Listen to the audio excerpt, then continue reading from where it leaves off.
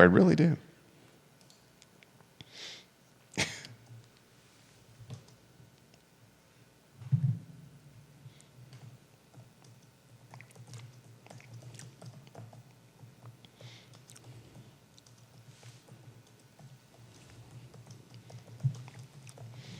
Good Friday morning, guys. My name is Jerry Miller. Thank you kindly for joining us on Real Talk with Keith Smith. A pleasure to connect with you guys through the I Love CVille Network on a show presented by Yes Realty Partners. Find them online at yesrealtypartners.com. It's a name you can trust. Keith and Yonna Smith own the brokerage. How many folks on the team? Oh, we're up to 12. A dozen folks at Yes Realty Partners, ladies and gentlemen. Just a fantastic boutique brokerage that does business the right way, the honest way. Keith and business have been in this business we call real estate since 1987. Not 1897. 1987. 1987. That is quick math right there. 38 years in real estate for Keith and Yonna Smith. Yeah, Judah Wickower behind the camera. Fantastic guy. Great guy, and we love Judah. We love Judah Wickower. And he always has these really cool sweaters on. Who doesn't love Judah Wickower? I mean, I hope they hear me giving him props. We love Judah Wickower. Studio camera, two-shot start of the program. Keith Smith, a household name in Central Virginia. Household name. Yeah. Two separate conversations with two separate people in real estate on completely different days of the week. And this show came up. Really? Yeah. What was the topic?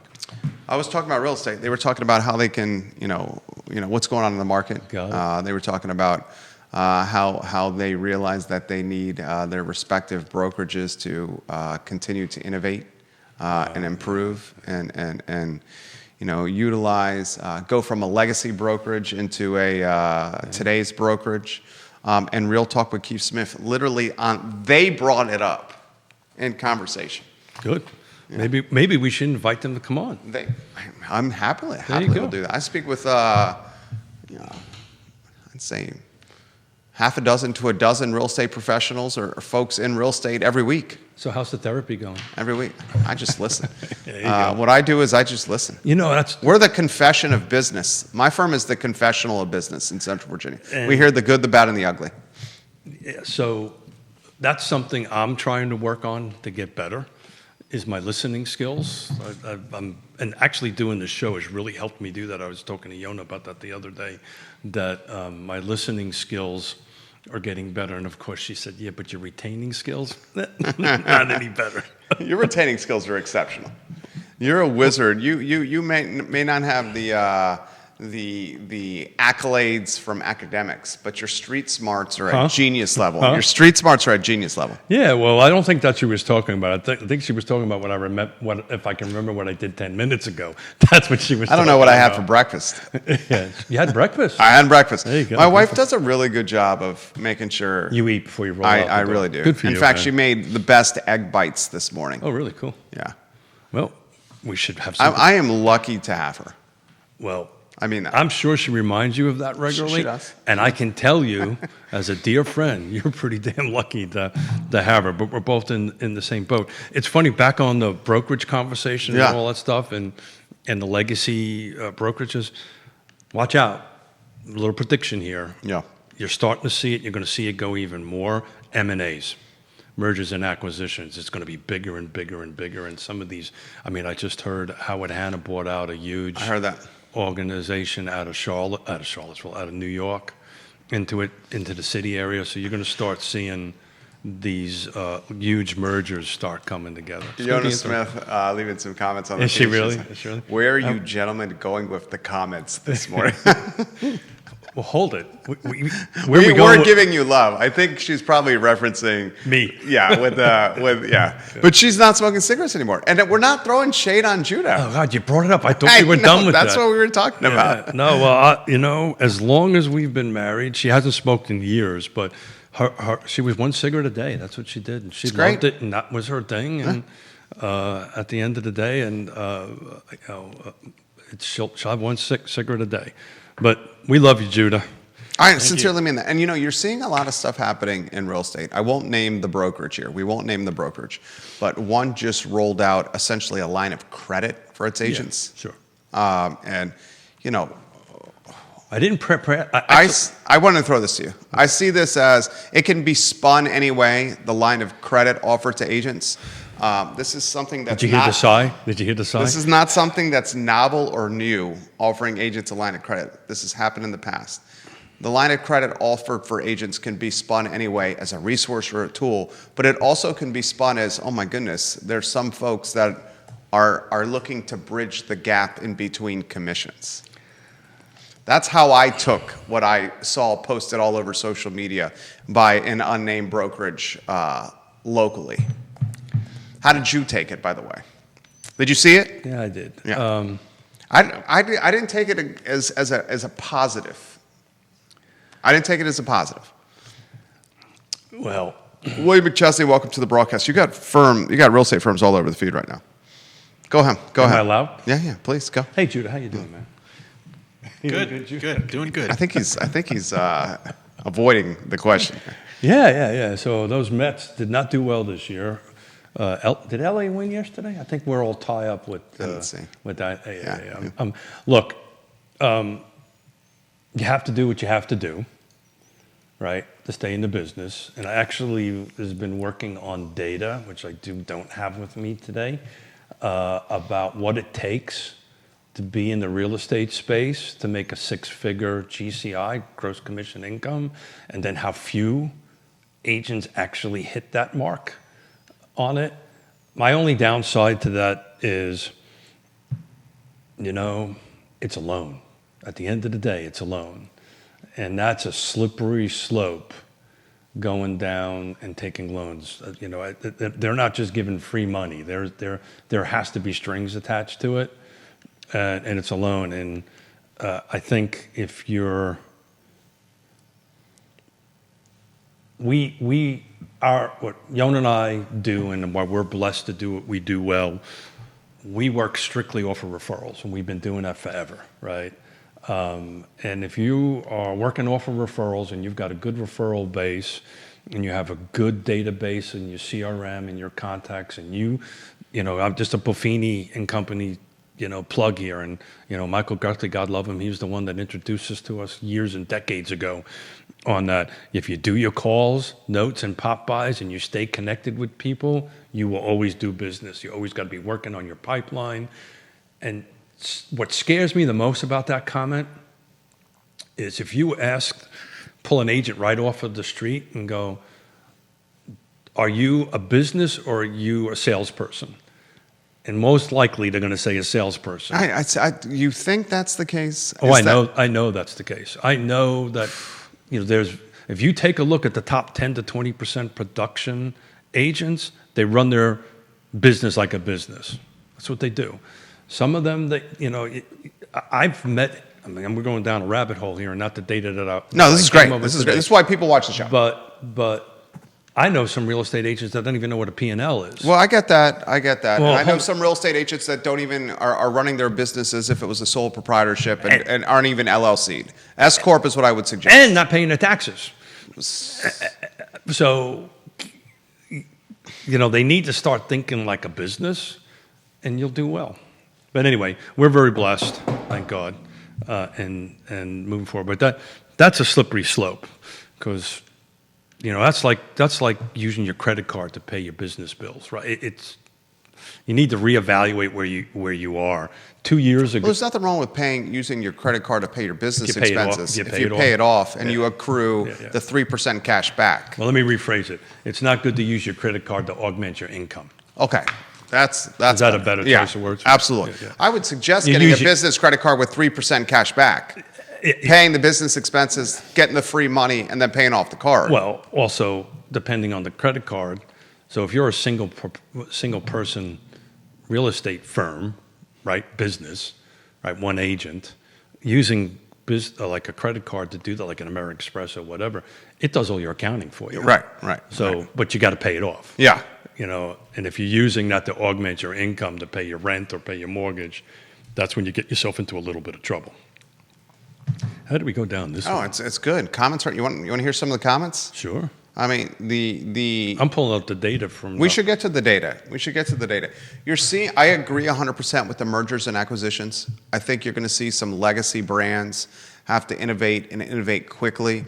I think there was, before COVID, some firms where it seemed like their MO with their firm was almost the collection of desk fees, if you may. I think the collection of desk fee firms, that's a tough model today. My 2 cents. Well, they're all gonna. My 2 cents. I'm curious. You don't have to answer that if you don't want to. Well, they just won't call it desk fees. There's other fees too. Yeah. But when you have these super high splits and you have this 100% commission, well, the brokerage has got to make money somehow. Yeah, the brokerage is making its money with all the fees that are baked into closing and some capacity, or the fees that are baked into access of the library of content on the internet and the back end. Sure. Or I've even heard of one of them having like an office access. I had access fee. I had a great conversation with a new agent that just came on, and they were interested in YRP, and I thanked them for the time and coached them up a little bit and suggested you needed to go to a different firm that kind of is more set up for incubator. And I won't leave names out of it, but obviously I recommended a couple of folks and on it, because our firm, we focus on folks that are been in the business for a while, making a certain number of sales and stuff like that. What are you seeing with the business, Keith? What are we seeing? We're halfway through October. You're talking about YRP? No, just in general. YRP's crushing it. Yeah, we know YRP is doing extremely well. Yes, Realty Partners. We're doing, yeah. Yeah. We just looked at our numbers the other day. We're pleasantly surprised. Very nice. Pleasantly surprised, yeah. But we also did a lot of things 2 years ago, right? I cut all my expenses. We cut our expenses back. We saw this coming because we've been in it for 38 years. So, well, I think you were trying to throw me a softball to talk about micro markets matter. Yeah, we can talk about that. Well, that's how you answer the question, yeah. Right? So if somebody asks me today, well, how's the market? My answer is going to be which one, right? You can't. We're beyond the time of where we used to be able to look, even just a car footprint, look at it as one monolithic market. It doesn't work that way. Right, it's now back into these micro markets, and price points are performing very differently as far as volume of sales and so forth and so on. And we'll tear into that a little bit further out. But just as an example, I did 2 same streets, different stories. Right, just let me talk about this for a second, if you don't mind. Sure. Tear into it. Crozet on Old Trail on Claremont Lane, 215 Claremont Lane. So these are closed homes. Was $845. It's a 2023 build that had a primary on the main level, finished basement, and it was got a lot of primary premium finishes in it. There was a house 2 doors down, literally, a 219 Claremont sold for $715. It was built in 2017, had a primary upstairs, partial finished basement, had standard features. So 2 houses, and roughly the same square footage, by the way. 2 houses, same street, sold for $130K difference. These are different houses, though. They're different houses, but they're not $130,000 difference. Can I push back? No, yes, but not at the moment. Okay. The reason they're different is the primary on main versus the primary on upstairs is a huge difference. So let me get this out. Yeah. So the reason, what I'm trying to explain on this is back to my location, price, features, condition. So this was all about features and conditions. And a little bit later, we'll talk about why primaries are selling on the main level, selling faster. But the point is, when you talk to 219 Claremont, they're going to understand, well, how come you didn't get the $845 for the house? Well, you didn't get it because the primary wasn't the right feature. You don't have a finished basement. And you don't have a finished basement. You have standard finishes. Correct.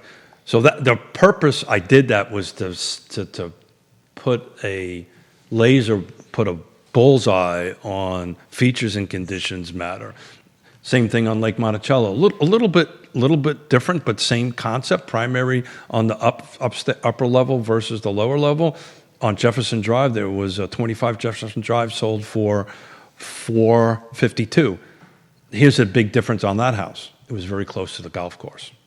Therefore, it commands more money. So within one subdivision, location matters. Exact locations matter in that. It was built sooner to 2021. 31 Jefferson Drive was built in 98. Same, little bit less square footage. But we were 128K difference on it.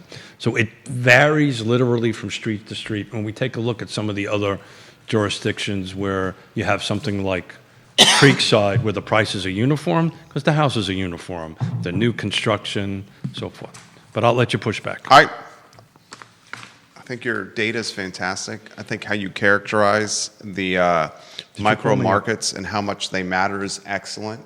Did you call me a character? I think how you put in perspective and compare and contrast homes that are on the same street and how there's 100,000 plus delta between the two is awesome. Features and conditions. Yeah, features.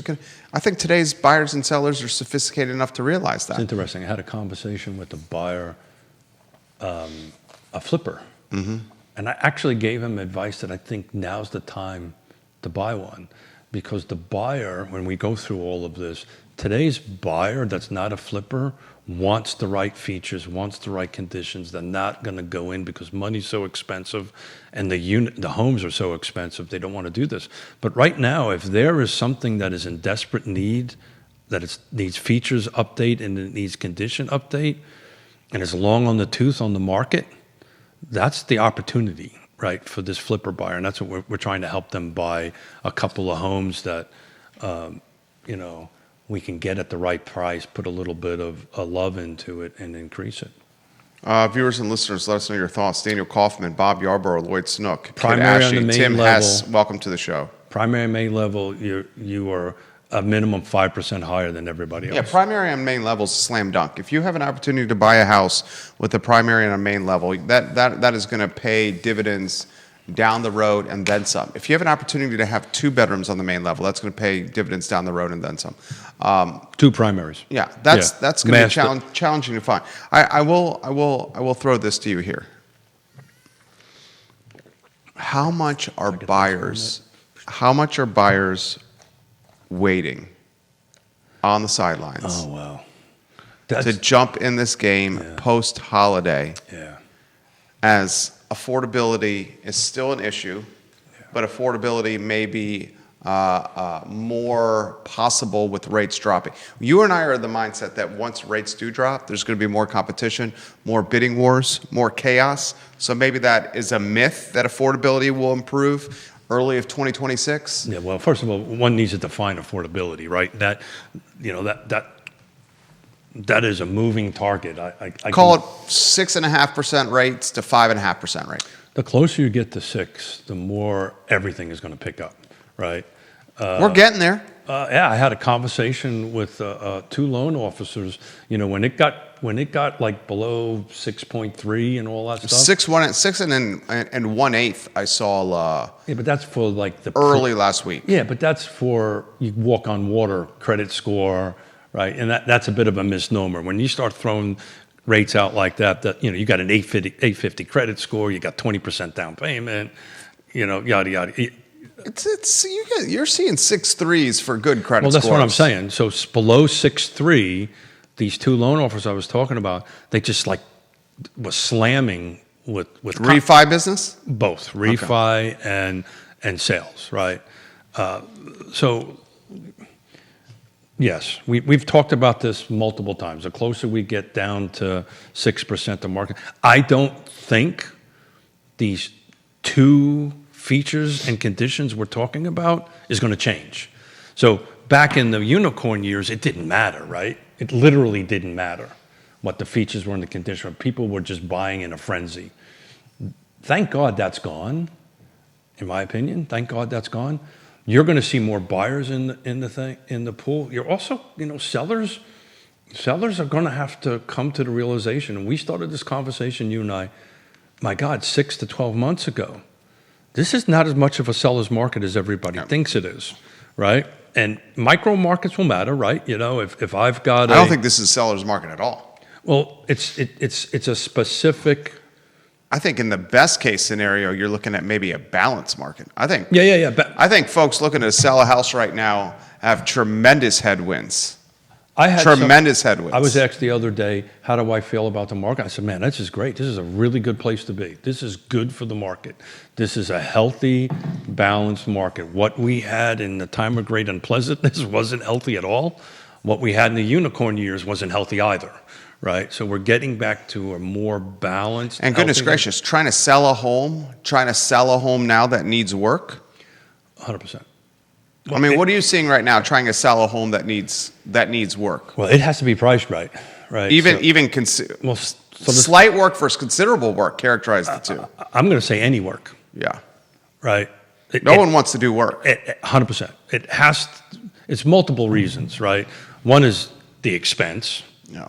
The other thing, the pool of people to do it is non-existent. And the time to execute the project. 100%. We just did the apartment for my parents downstairs, and I'm in the You're in the game. I'm in the game. And he's a general contractor. That took me from the day that we said yes to the day I moved them in 1 year. From the day they said, we're going to do this, and started it and go through all the process and the pre-construction process, construction process. There was a bunch of site work that needed to get done, tons of linear feet of retaining walls, relocate utilities, all that kind of great stuff. And then build the apartment. Literally, we started in August. I moved them in August. 12 months. And I knew that going in, right? And still having trouble, guys have coming back and do punch list items. So you got two things. One, it's hard to find somebody to do the work. The other thing is people want to roll in and they want to be ready. And that's when you want to bring your trusted advisor in and go, look, if you can there's certain features you can't fix, right? So if the house has too much square footage, you can't fix that. If the house is too little square footage, there's certain things you can't fix, right? But condition you can. And sometimes condition can win out over features, right? It needs a new roof. The kitchen is, 25, 30 years old, right? Well, update the kitchen. But you got to spend that money up front. And you're not going to get the ROIs you want to get, by the way. Right? Put that in perspective for the viewers and listeners. Yeah, so, the number one... Times have completely changed, folks. There was a time where you could put some lipstick on the pig. No, you didn't even need lipstick. You put chapstick on the pig. And you put chapstick on the pig, and you had... Worked. Now, even if you're doing the remodeling work, and I'll tell you what, fantastic... Go ahead. You want to highlight them? Go ahead. No, highlight. You go. Please, go. Please. Intrastate Service Company. There you go. That's one of Real Talk with Keith Smith's partners right here. Couldn't do this without him. Yeah. Couldn't sit here and have fun with you without him. So thank you very much. So highlight what you were going to say, even with the remodeling work done. Well, first of all, you got to be smart. You got to do the right remodeling work, right? And, back to the ROI returns. Yes. If you got a kitchen that is outdated, the first step is simple countertops, swap out appliances, right? That kind of thing, right? That's assuming it functions. But you'll roll, I just toured a house the other day for a client that in the 80s and the 90s, when we were building houses, closer to the early 90s, in the kitchens, we used to put actual desk setup for a... Oh, desk or out? For a for like a CPU, monitor, keyboard, because that's what you did. Well, now you roll into a house, and it was funny. It was a young couple walked them into it, and they go, "What am I supposed to do with that?" My wife can't stand those. Well, what do you use it for? Yeah, because maybe you could throw a laptop on it. Yeah. So now you've got to look at that. Okay, what does today's buyer want? And oh, by the way, that's not just a millennial buyer or a younger buyer. It's me too. It's the boomer. I don't want that. Who's sitting at desk? 100%. I mean, the desk is what's in your hand. 97% of all real estate starts on one of these. Right, that's what I'm saying. That's We've been 100%. saying that for seven years. You're even seeing it with folks that are in the house flipping game, that are speculating, flipping homes. Mm-hmm. Even some of the house flippers that I follow, and this is our world too. This is your world. This is our world. So if you're going to, I have 24 doors. I have 24 rental property. Being straightforward here. If you're going to update it, do it right. I'm even seeing it with that. Don't do it half-assed. Where it's like the remodeling that's been done on some of these flipping isn't yielding sales. It's because we've talked about this in previous shows. We're in a buyer's market that we've never seen before. Very specific, the things need to be spot on, right? You can charge a little extra money. People be willing to pay for that, right? As long as you're in the right location, right? And the rest of your features and so forth and so on work. People are willing to pay a little bit more for that, but it's got to be right. And, don't over customize it. Keep it simple, keep it clean, I don't want to use the word plain. I would say this is an interesting comment here. Today's buyer, and you may push back on this if you disagree. You may disagree. Oh, really? Today's buyer is as sophisticated as a buyer as we've ever had. I would agree with that. Because of the technology. I would agree with that. Today's buyer has more information at his or her disposal than ever before. No pushback there. Okay. Today's buyer is more choosy or selective than ever before. Yes. Today's buyer, while a balanced market or even shifting to a buyer's market, it's still as expensive as almost ever before. And when you add all these elements, you're having buyers that are just really picky. Really picky and waiting to jump in until almost the perfect situation. So I'm pushed back on the picky part. Okay. The word I would use, they know what they want. Okay. Right? Tomato, tomato. Well, picky in my mind means unreasonable. They're not unreasonable. Okay. Look, let's face it. How we communicate and how we interact with people matters. Right? Just go back.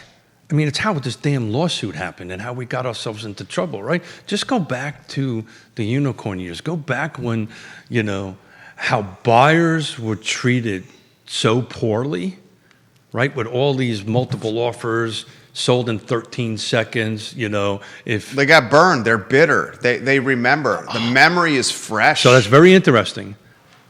The sellers are remembering the wrong thing. Yeah. The sellers remember when they were swimming in gold coins like Scrooge McDuck. The sellers are remembering what happened 24 months ago. The buyers are remembering what happened at that point in time, but the approach is very different, right? And it's slowly changing. I can tell you on our end of it, the discussions that we're having with potential listers, because we've got quite a few of them coming out, and sellers, is we're having very honest, very transparent. This is where the market is now. 12 months ago is not today's market. I would even say the first quarter and second quarter of this year is not today's market. I get that. But when you're talking to a seller that do it, us geeks that geek out at the numbers almost on a monthly basis. Okay, you go with a calendar year. Okay. Yeah, it's a little easier for that to digest on what it looks like in a 12-month. I'm seeing stuff that traded in Q2 of this year. We went over the stuff. Prices aren't going down. Yeah. Except for the city of Charlottesville. Q2 of this year, stuff was which trading I can't wait to the end of the month to see how that's doing. Now we're at the end of this quarter, at the beginning of Q2 of this year versus the start of the fourth quarter of this year. It's a completely different market. Yeah.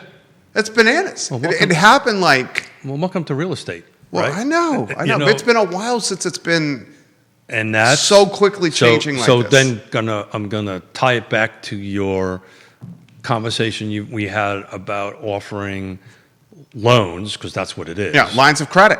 Essentially what it is. Lines of credit. We'll call it a loan. Yeah. Well, a line of credit is a loan. I mean, it's floating debt. Is a bad business move to get into. Let me tell you a little bit of a story about that. But it's being positioned by the brokerage as almost a like. Well, I don't know because No, it's being positioned by the brokerage as, and I won't name the broker, as a perk, as a benefit. Well, it could be. We just don't know what the back end of it is, right? It could be. I mean, I think you got an idea what the back end of it, Keith. Well, I know this much. Brokerages, I can tell you, brokerages do not make the amount of money that they used to make. 100%. And a brokerage is starving for profit centers. 100%. That's why begging and starving for profit centers. That's why there's all these diversifications. Yeah. So I would think, I don't know who the brokerage is. The brokerage of tomorrow is going to be a tech play. It's going to be it's going to be two basic set, and we've had this discussion before, two basic setups. What we do, which is boutique. Yep. It's all about servicing the client, servicing the agent, offering them, I got a problem, you call, we help you out. Or the fantastic splits for the agent tech play brokerage. Which is a volume structure. Right. There's no middle anymore. Where you'll start seeing some, 85, 15, 90, 10s with some fantastic tech on the back end. Well, you're seeing and some cap out once you hit certain thresholds. Yeah. And that's great, but try to get a hold of a broker to help you. Right, and that's our model's very different, and we're very happy with our model, and for us it works well.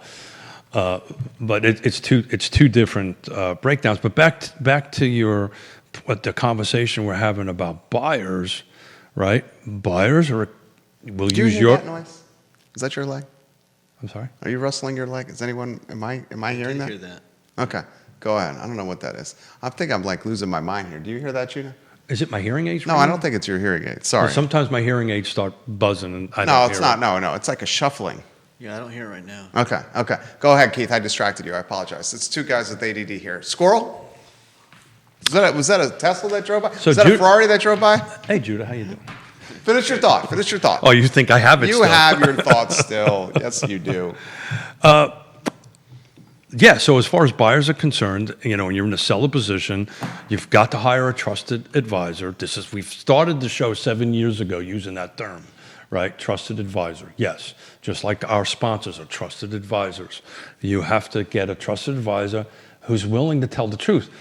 The slippery slope, I'm going a little bit of pivot from my original thought. The slippery slope of offering loans and stuff like that, what happens is when you start getting a little fiscally desperate, you make bad decisions. 100%. Right? And I know this because I'm actually speaking from personal experience. When you develop and you have to borrow $17 million, $10 million, and you have trouble paying that off. He built 600 homes, roughly a little short of that, but and Lake Monticello in that area. Yeah. Did a bunch of development Got stuff. caught up at the time of great unpleasantness. Lost $17 million, lost everything we had except for what was important, was each of us. And oh, by the way, it was the best thing that ever happened. Because I wouldn't be sitting here talking to you. I wouldn't have been on all the boards I was on. So it was a horrible experience. But it is really hard when you owe somebody money, regardless if it's $17 million or a $10,000 commission check, not to make some bad decisions because you start getting desperate. I was very fortunate. I made some smart decisions and it worked out well. I'd rather be lucky than good any day. Lucky than good, 100%. Yeah. So anyway, today's buyers, and even if we get down to sub 6%, the selling homes have to be spot on. We're not going back. And the buyers remember that. They are not vindictive, but they are very clear on how they remember how the sellers made them feel, and the pendulum just swang. So the sellers are going to have to be a little bit more patient and understanding. And oh, by the way, what is it? I have to look at it. The median days on market are nowhere where they used to be, right? It depends on the location. I don't have the data in front of me at the moment. But we're not in days on markets where things were 100 days, 150 days. We're still well within the 60 to 90 day average and median across the board. So, it may feel like a lot, but it's not historically compared to it. Here's a tough question for you. What are we doing? An easy one? I know. This has been good. You've adapted well. The show's been great. I wanted to talk about this. How far back can you go with comps when considering selling your house? Whoa, my hearing aids. You said cops or with comps? Comps. Oh, wow. Great question.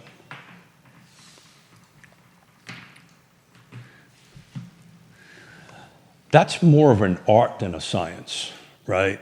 And it's to what we're talking about in the micro markets matter, right? So you have to start taking a look at what sells in that particular area. If you don't have a lot of transactions in that particular area or product type, it becomes a little challenging. By the way, this is when you hire our dear friend Woody Fincham to come in, because that's what we're doing right now. When we're having a hard time getting comps, because you really don't want to go further than 6 months back. Fincham and Associates, Woody Fincham. Yeah, you don't want to go 6 months Fantastic appraiser. Real estate agents or folks that are not in the real estate game, if you need an appraisal done on your house, commercial property, Woody Fincham and Associates is who you call, period. Slam dunk. End of story. We've just done 3 of them. I mean, I've seen it firsthand with what I've done. Keith does it all the time. He's the guy. And the reason why is I was having trouble getting the comps to work because if you go back 1 or 2 years, the numbers just isn't real. And if you don't have a certain type of property that is transaction or a section or a street, and you can't really start comping it out, you can't go back in the unicorn years. You could just look at the whole market and go, okay, we're going up 10%. Here you go, right? You've got to narrow this down, and we'll talk about each county how it makes a difference here in a little bit.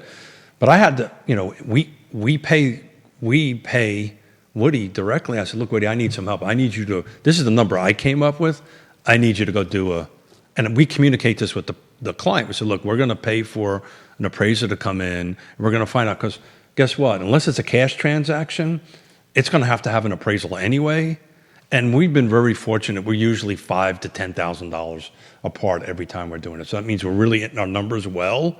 Because it's being supported by the appraisal. Then I feel comfortable going, okay, Jerry, the number is this. So there you go. Did I not answer the question? You answered it well. I'll ask you this question, very straightforward. Neil Williamson watching the program. Hey, here. Neil. Counselors and supervisors watching the program. We should get Fitz Barnes on the program again. Yeah, sure. Friend of the program, Fitzgerald Barnes. Love the guy. Fellow jarhead. He's contested this year, right? He's contested. Yeah, so I thought. Yeah, and he is having a fish fry. Yeah, I saw that. You want to enjoy a fish fry? Coming out, eat some fish. I would love to. When is he doing it? I can't remember. Election day. Oh, he's doing it on election day. It's Good genius. for him, man. I know. It's so smart. That is so much him. That is so him. I'll throw this to you. I didn't know it was election day. I thought it was like beforehand. Is a 6-month comp even applicable anymore? It's a home that traded 6 months ago that meets the specs of your current house, even applicable. This is where the skill, the nuance comes out. You can't just do a blanketed number. You can't just say it's 3 months, it's 2 months, it's 1 month. You just can't do that. And sometimes you got to look at the back end. If I don't have any comps, what does replacement costs look like? And that's where you bring in a guy like Woody. I say, okay, what does replacement costs look like? Put in replacement costs in perspective for the viewers and listeners. Yeah, so what they do is you kind of back end it and look like, okay, if we were going to reproduce this house, what was that cost going to be? And then you have to deduct. It's a little bit difficult to explain here, but you figure out what the costs are, then you got to deduct the time out of that number, right? And then kind of figure it out that way. Though we look at a lot of data and we crunch numbers and all that stuff, this is more of an art than a science. So there you go. Did I do an okay job? You did a great job. We got to get to that data. Album, any feedback? Oh, yeah, but go ahead. Get your point. I just wanted to talk a little bit. Multiple people are putting the squirrel emojis in the comment section, including Yonna, Neil, and Bill. Yonna actually used the squirrel emoji. Let's talk about... That made me laugh, Yonna. I appreciate it. I want to talk about squirrels. Yeah. No, I do. I want to talk about squirrels in Greene County. What? They're suicidal. They are. Yeah, they have a death wish. Well, try being on a bicycle doing 25 to 30 miles an hour downhill, and you got a cycle sorrel going out where what could seriously hurt somebody on a bike? Is a squirrel. What happens if you run over a squirrel on a bike? I'm going to go head over heels. Is that what you would go over the handlebars? Oh, 100%. Yeah, you just would turn over and that was it. On a squirrel? 100%. Would it kill the squirrel? Well, I am a little overweight.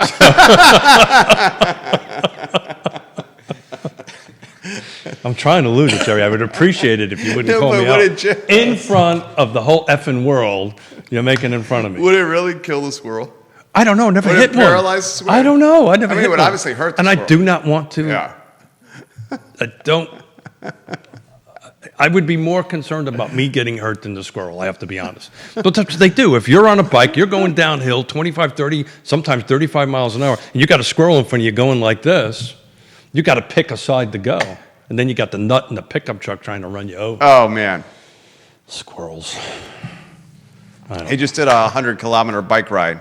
this past weekend with his son-in-law in Greene County. That's and why we raised money for the Greene County Food Bank. And how'd it go? Was it good? I don't know how much money they made. I haven't had a chance to talk to them yet, but I think we had 150 people. It was a lot of fun. That's legit. It's a good. If you're in the cycling world, it's probably my favorite race. The downside to it, or event, the downside to it, there's no flat. You're either climbing up at 6 or 8 miles an hour, or we're going to go even more squirrel. So I have a little computer on my bike, right? And when you do a climb, there's green, yellow, and red. So these are percentage grades. Red is anything over 8%, 8 to 15%. And when you look down at that computer and all you see is F and red, and go, oh, shucks. And it's like you're doing, and then you're riding with your superhuman son-in-law who's 30 plus years younger than you, going, hurry up, old man. Houston? Yeah. Radiologist? No, anesthesiologist. Anesthesiologist. But here I got him beat on the downhill. Okay. Because a little extra weight in the belly kind of. Houston's not a small guy. He's not a small guy, but for some reason I pass him going downhill. You pass him on the downhill. Is that him giving you a little love? He gives me love. Or my IQ, either one of the two. Albemarle County data. Okay. Non-subdivision. So I want to quantify this. This is good stuff here.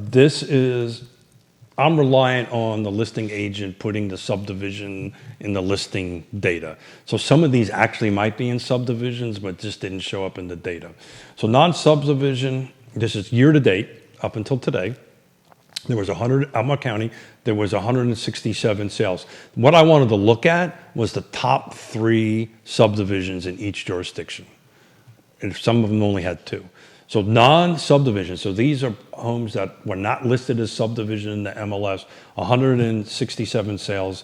Average sales price was $962,000. Median was $575,000. And then one would ask, why is there almost a 70% gap?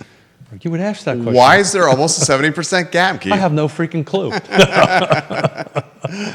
No, look, it's because the average, and we've talked about this before, it's the reason I like using medium. There's just a couple of large deals that get done and some lower deals that get done, and it just screws up the average number. When you start looking at this, like Old Trail only has like a 1% gap difference, that means the product are very similar, the price points are very similar, it's a stable market. Glenmore had an 11% gap. There's some more higher end homes selling that's kind of skewing the numbers a little bit. But when you start looking at averages and medians getting a little bit closer, and that's part of this nuance thing, right? When I start looking at that means, okay, great, then my pricing structure is getting there. So anyway, that's how that works. Charlottesville. Something's going on in Charlottesville. Dude. You need to just cut to the chase with what's going on in Charlottesville. It's the only jurisdiction that we're losing value year over year.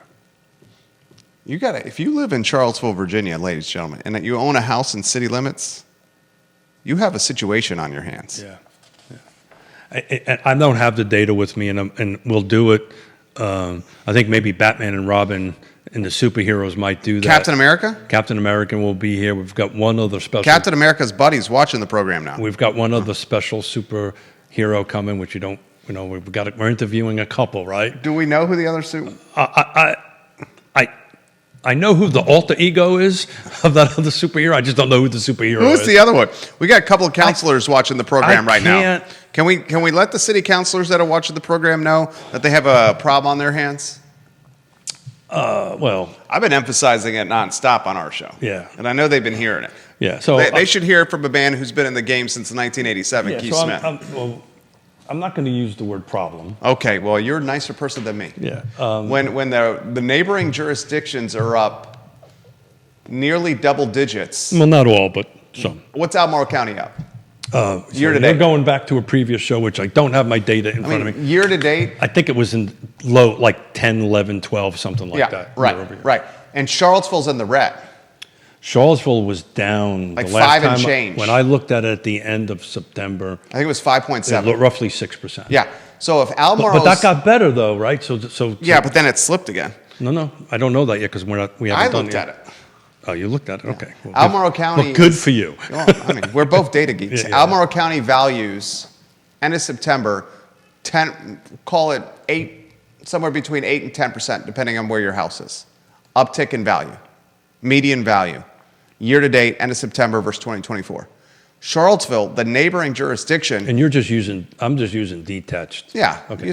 You've taught me well. Got it. 7 years sitting across from you. You taught me well. I'm sorry to hear that. Yeah, 7 years. I've learned a lot. Cannot tell you how I'm sorry to hear that. Charlottesville, 6% end of September year to date. That's like a 14 to 16 point delta. Yeah, And they're neighboring jurisdictions. While you are talking, I'm going to straight up go Apollo 13. Apollo 13. Houston, we have a problem. Houston, we have a problem. Councilor Snook, we have a problem. All right, well, hang on a second. Mayor Way, we got a problem here. I'm curious if they know. Well, I know a couple of them, though. I'll leave names out because I've actually spoken to them about it. So. And did they know? Without highlighting, and I know who you're talking about, without highlighting, did they know? Be honest. Well, no, because this is not their world, right? Exactly. You know, this is... But they should be getting that counsel from staff. This is... Yeah, but... I hear you. I understand what you're saying. Look at me. Look how good I am. I understand what you're saying. But they don't know. Staff doesn't know. They don't do this for a living, right? They're not in real estate like we are for a living. It's the reason why X years ago for the Regional Housing Partnership, I created these 4 pillars because I realized, the private sector and the nonprofit sector and the government, local government, and the people who we serve, which is the 4 pillars, all speak very different languages, and they don't quite understand how everything. The problem is you need all 4 of those for housing to work. So I'm going to work on numbers for you here. If you can just chat for a second, because I want to see what it is as of today. I'll highlight some comments. Neil Williamson has this: squirrel and Smith spandex is not a good combination. Well, that's why the squirrel's going, no, I didn't realize it. Neil, that you may be right. The squirrel might be so confused with my You got to spandex. finish your numbers. Batman and Robin will be hosting Real Talk with Keith Smith on Halloween. Alfred will be directing the show. Interestingly, Halloween is on a Friday. I know that. That's the reason I'm excited about it. Real Talk with Keith Smith. We have not had a Halloween on a Friday. I'll tell a story to viewers and listeners while you crunch the numbers. Robin was in attendance. Batman, I think you can figure out Batman. Robin and Alfred behind the camera. Captain America will be in the house as well. A fantastic appraiser may be in the house, but he is, I think, was he going as John Cena? Is he going as The Rock? Is he going as... That is his story to tell, brother. I am not. Is he going as Batwoman? I wouldn't be surprised if he shows up as Hellboy or something like that. I actually think he's going to show up as so true. As the villain. That would be right up his alley. That'd be right up his alley. Yeah. I think Hellboy. Hellboy would be perfect. If I was going to bet, I think he's going to show up as Hellboy. You should suggest that. I'll tell a story. I was on Halloween day. I got to pay attention. Robin walked out of the studio. The affable and likable UPS driver was turning the corner. Fellow Marine. Turning corner, and I went up to the UPS driver as he turning the corner, and he was setting his eyes on Robin, and I gave him one of these. Hi-ya! And he literally jumped out of his skin and was absolutely terrified. Well, it had nothing to do with. Screeched like a girl. It had nothing to do with the karate move. It had everything to do with holy shit.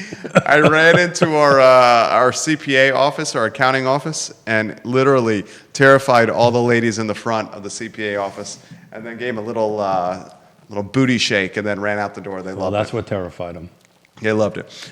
Viewers and listeners, comments, put them in the feed. They're continuing to come in. William McChesney shares a link to a house on Grove Road where he highlights that price cuts are happening left and right. They are. We highlighted 2 of them yesterday that were done by flippers.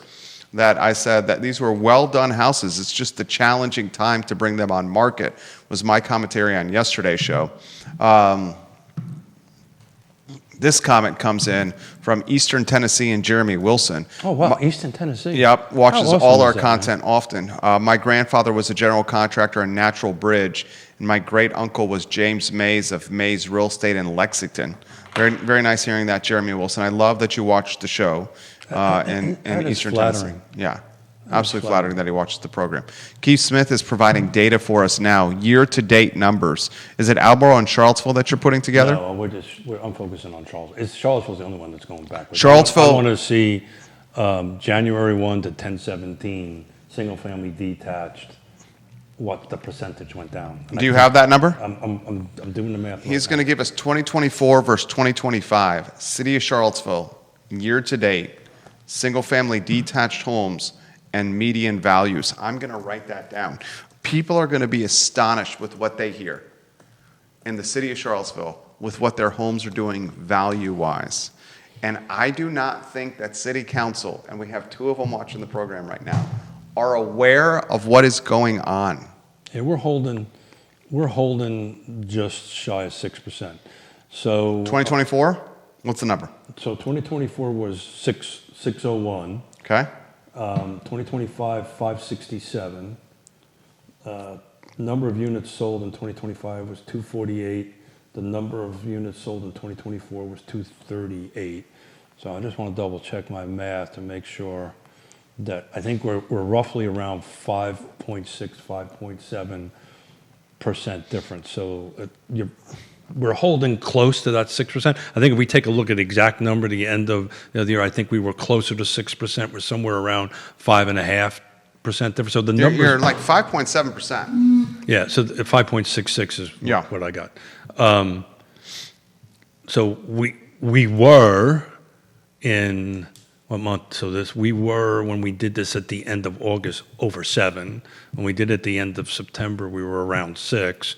So we're currently around 5.6. So I think when we settle out the year, right around here, I think you're going to be around 5%. Yeah, and it's startling because Albemarle County is the opposite. Yeah, Albemarle County. It'll take me too long to do this, but at the end of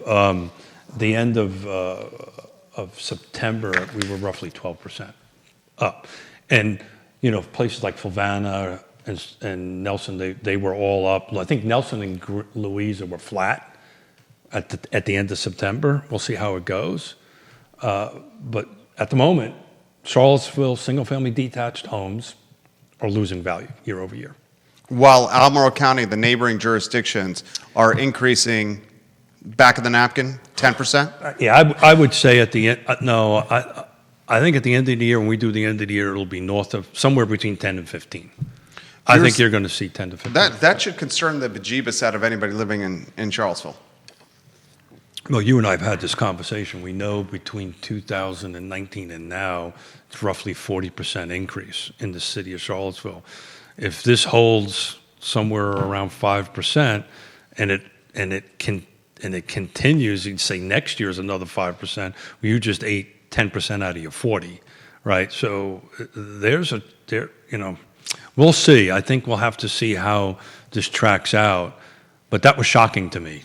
When we started looking at this a couple of months ago, that's the only jurisdiction that's going backwards. You want to offer a reason why this is happening? I don't think there is a reason. There's multiple reasons. Do you want to go down that? I think we both know the reason why. The reasons why. Yeah. Do you want to touch it, or do you rather not touch it? You're trying to get me down a political. You don't have to. You don't have to. I can talk about it. You don't have to. Yeah. There's a ton of uncertainty. It's price point, and I got to tell you, I don't think it's price point because Albemarle County's price point is higher. Albemarle County's price point is higher. I can just tell you the conversations that I'm having with buyers at that price point. They just don't want to be in the city of Charlottesville. For whatever their individual reasons are, they just don't want to be there, right? Don't know if that's good, bad, or indifferent. That's just a small sampling of the people that we're having conversations with, but they're looking for a little bit more land. Right? I think the dynamic of the buyer is changing a little bit.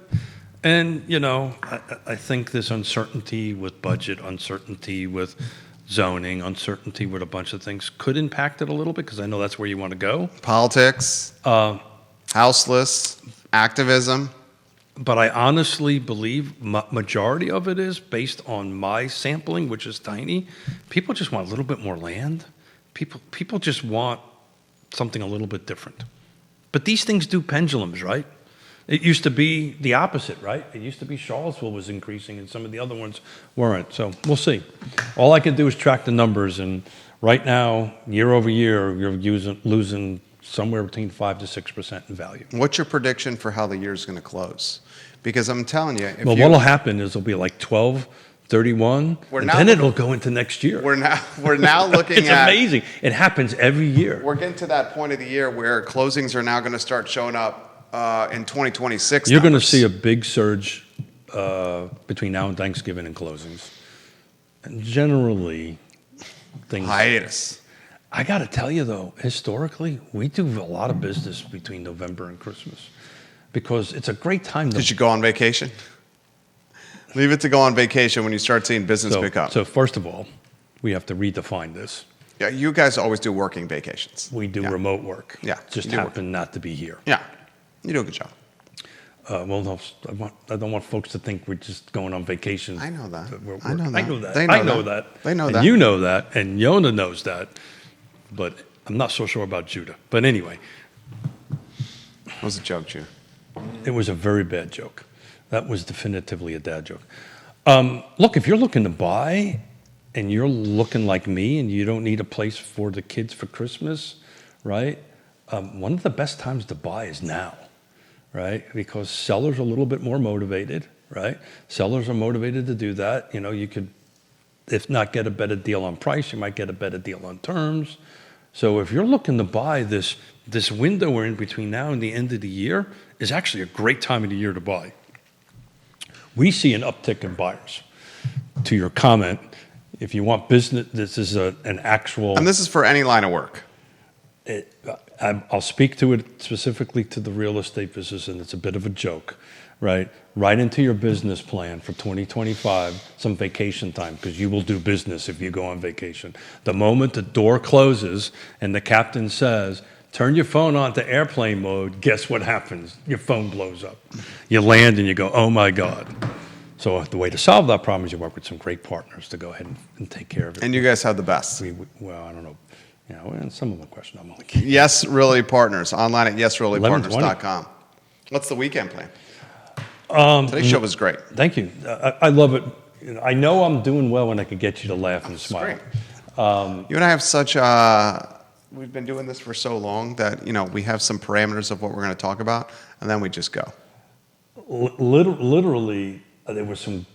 Do yourself a favor. If you haven't had a chance to do it, there's a ton of really good data in my post, and we haven't even gotten to it because I wanted to talk a little bit about where the core market is, the upper tier and price point, and percentage of sales. But it's in there. You should take a look at it. It's pretty interesting data if you're a data geek. And I did a little bit of explanations to it on it. I am working around the house this weekend, believe it or not. No long rides. I've got some punch-out work I got to do in the apartment downstairs because the contractors are not coming up, so I'm putting a tool belt on. Okay. And it's easy things like grab bars and stuff like that. So my father and I are actually going to go back about 20 years and work together. Okay. We'll see how that goes. How's he doing? How's Pop doing? Pop is doing good. I'm super blessed. Every morning he shows up, comes from his apartment upstairs, and we have a cup of coffee every morning and talk. I'm blessed to be able to do that. So I enjoy it, And then at home, when we come home at night, we go down, Yonna and I go down to the apartment, have a conversation with them, maybe have a glass of wine, see how their day was going, make sure they don't burn the house down. It's a thing. It's a thing. And do it. But I'm blessed. I'm blessed to be able to, he just turned 86. I know. I'm blessed to be able to share a cup of coffee, share a glass of wine. We're probably on Sunday when we're working together going to start MFing each other. I like it. That means you guys love each other. That means we're going to love each other. Yeah. Okay. But anyway, that's it. I'm going to work around the house this weekend. How about you? Family time. Fall festival time. I think we're getting pumpkins with the boys. Oh, call Probably Yonna. some racket sports Call this week. Yonna. She's got like pumpkins galore. This is my wife's favorite time of year. Fall festival season is what she calls it. So every weekend we What's your favorite time? I like old times. I just love to live. I just love living. I got to tell you. I don't have a favorite time. I just love life. Sincerely mean that. After I turned 60, and I'm into my 60s, man, I understand following the sun now. I get it, right? I couldn't understand it prior. So you're saying you wake up with the sun and go to bed? No, like go where the weather's warmer. Oh, gotcha. You know, following. I never could understand, well, what was this big thing about, you know, going to the Sun Belt or going to Florida or something in the winter. At the age of 60-something with a bunch of broken bones and the cold, we walked yesterday, this morning. Yonna and I walked this morning. We walk every morning at 5:30. It was 36, 37 degrees. I woke up 39 in Ivy this morning. My fingers hurt that I broke. My toes hurt that I broke. My back hurt. I was like, honey, I'm ready to go to the warmer weather. We saw 2 foxes in our backyard. And how does your wife feel about that? My wife, she loved it. My wife said, "Look, guys, the foxes." And our 7-year-old and that was a dad joke right there. And our 7-year-old and our soon-to-be 3-year-old, his birthday's on Thanksgiving this year. Ooh. We ran out in the back deck, looked in the backyard, saw 2 foxes just gallivanting. And it was a great start to the morning. Cool. Well, you've got a great beautiful animals, the foxes. And you've got a where you live is a great opportunity to do that. It was great. That's absolutely good. All right, have a great weekend. I'll shut up. Keith Smith, Judah Wickhauer, you did a great job. Love Judah Wickhauer. The show is archived at realtalkwithkeithsmith.com, where we encourage you to click the Partners tab on realtalkwithkeithsmith.com. And on that Partners tab, you will see the vendors and partners that Keith Smith has personally vetted and trusts to do, this thing we call real estate. You got closing attorneys, lenders, appraisers, remodelers, folks that he trusts. I'll tell you, call ISC if you're thinking about putting your house on, just to get a ballpark on what it's going to cost to bring it up. Then you can reach out to a real estate agent and help navigate that. So I highly recommend it. There you go. House needs to be primo in today's market. Tip-top shape. Keith Smith, Judah Wickhauer, the I Love CVille show, guys, up at 12:30. So long, everybody. Well done, Keith. Thank you, sir. I enjoy it.